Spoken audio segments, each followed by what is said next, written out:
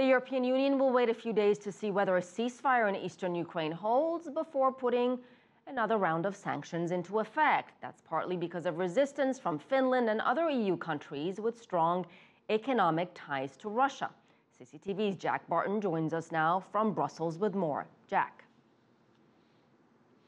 Well, that's right. Those sanctions that were announced on Monday were fairly significant, the toughest we've seen so far, some of the toughest targeting Russia's oil sector, blocking access to European capital markets for those companies, oil companies that have a majority government stake in them. But now we've heard about this delay as the EU officials say they want more time to monitor the ceasefire in eastern Ukraine to see if it holds, to see if there is an improvement on the ground there. And of course, as you just mentioned, the delay comes amid strong resistance to these measures from countries like Finland, but as well as other EU nations that have very strong economic ties to Russia. A 15% downturn in German exports to Russia and a damage bill ranging up to 5 billion euros for EU farmers. Those are just some of the costs so far to Europe's economy, resulting from its row with Russia, which has led to mounting sanctions heading both east and west. Well, the situation is still evolving, and the measures, both those taken by the EU and those taken by Russia, have been taken just a couple of months or in the last month. So we still need some time to properly assess the economic effect of the measures. This week, the EU raised the stakes, announcing new Russian sanctions targeting major state oil firms, including Rosneft. But there is strong resistance to new measures from countries like Finland, Slovakia and Cyprus, which have deep trade links with Russia. And the EU is now treading cautiously.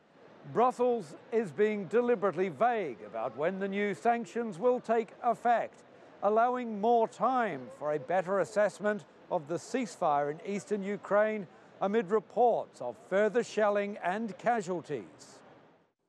European Commission officials have suggested the new sanctions could be reversed if conditions on the ground in eastern Ukraine improve. The ceasefire appears to be holding with some incidents, and we will continue to follow the situation. In Brussels, there is also a growing sense that the EU sanctions are not altering the behaviour of Russia or its leader, Vladimir Putin. Russia has a very high threshold for pain, so if he's really determined, and he seems to be determined to keep control over the territories in eastern Ukraine, he might continue despite the EU sanctions. If and when the new sanctions do take effect, Russia has threatened to retaliate by banning EU flights from its airspace, a move that would cost both Russia and the European Union further economic pain. And we were told that the details of the new sanctions would be published on Wednesday, but when EU officials were pressed today for about 15 minutes for a firm answer to that, there was no easy answer from those officials, saying there may be delays, the sanctions would be reviewed if the ceasefire held. So, we haven't had a very clear answer on whether all of those sanctions are going to be pushed through, but there does certainly seem to be resistance to them coming from Brussels itself at this point.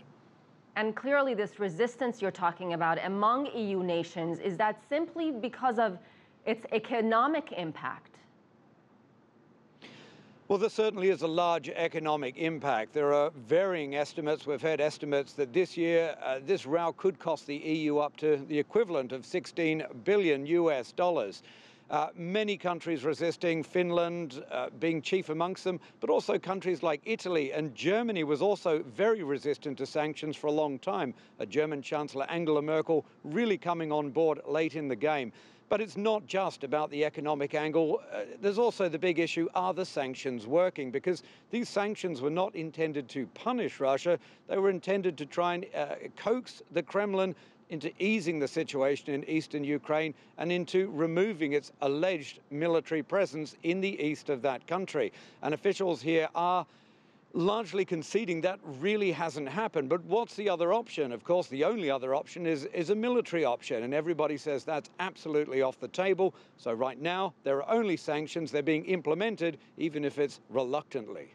All right. Thank you so much, Jack Barton, live in Brussels. Now,